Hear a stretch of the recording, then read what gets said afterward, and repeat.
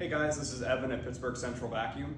Today we're out at a home here in Western Pennsylvania. It is a very, very large home that was built in around 1996, 1997. And the system here is it's the original unit to the house. It's a dual motor unit. It was a tremendous workhorse when it was originally installed. However, it is getting to the end of its lifespan, and we're going to be replacing it today with a new Vacuflo DB10Max, which is a new dual motor power unit that was introduced in late 2024, early 2025. This unit features two 3-stage motors. They're very high performance motors with extended carbon brushes for an ultra long life, and they're rated for homes up to about, they say on paper 22,000 square feet. I would never recommend it for anything over like 12 to 15,000 square feet. At that point, you need to just have two vacuum units, one on each end of the house, or zone it, because they're going to need to have multiple operators. But this machine could do it. It's just more of a practical issue versus whether it's actually capable of doing it. So we're going to take a video here of the process of taking the old unit out, installing the new one, and then we're going to do some vacuum readings with the old unit installed and then the new one to give you a comparison. We are in Western Pennsylvania, which is only about 1,300 feet above sea level. So when you're watching videos, you need to be cognizant of the fact that altitude will affect vacuum performance. The air is thinner, it's going to increase your CFM and lower your water lift. That is why units that have a lot of water lift, like a Vacuflo DB9000 or the MD M850, is going to perform better at a high altitude environment like Denver or Lake Tahoe, a place where the air is thinner. The CFM number is going to be much, much higher than what's rated on the paper. In this instance, we're at a typical altitude, and so you're going to see that the performance characteristics here are very, very different compared to at a higher altitude. So yeah, without further ado, we're going to get this one taken out and the new one installed. We'll check back here in a little bit.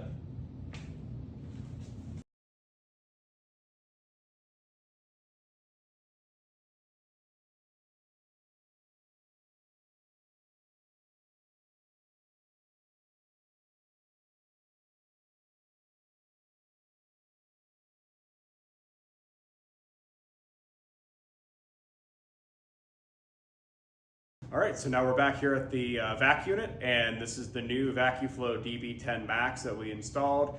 As you can see, there's double mufflers, double exhaust. This is a 2-motor unit, and so there's the 2 mufflers there. Make sure that it's extra quiet outside. It sounds just kind of like a dryer exhaust, which is really nice. And on here, you'll notice we did install utility inlet here for cleaning this utility room.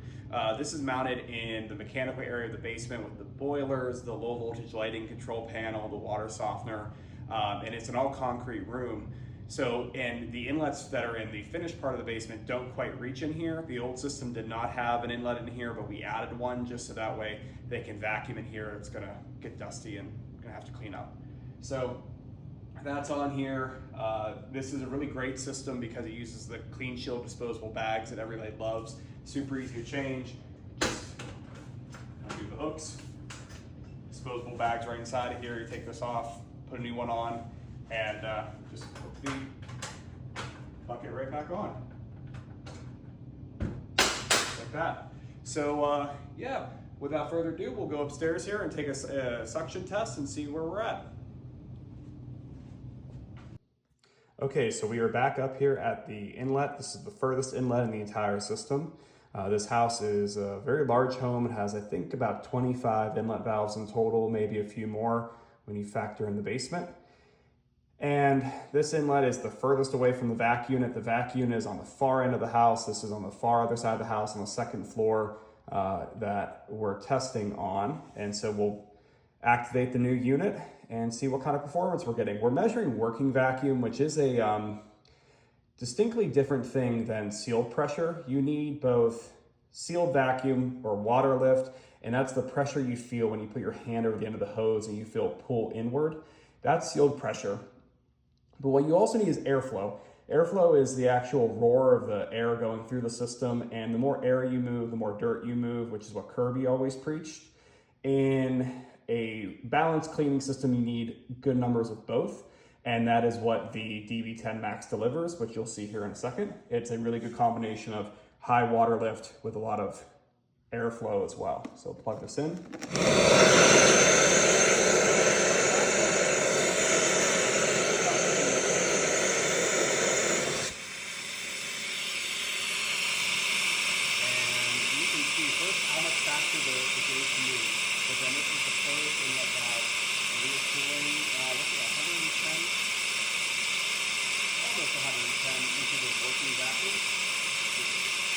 Very good. Especially on a system of this size. The DB10 is equipped with an air release, so it does need so much air. You want to make sure that with the getting sealed air is getting into its motor. And so we can look for field pressure here, but you're going to see the gauge pop up and then pop back down again as the air release valve kicks in. So it got to 120 and then, or almost 130, then it dropped. The air release valve will reset once we air in the system. There we go. One of the things very shocking is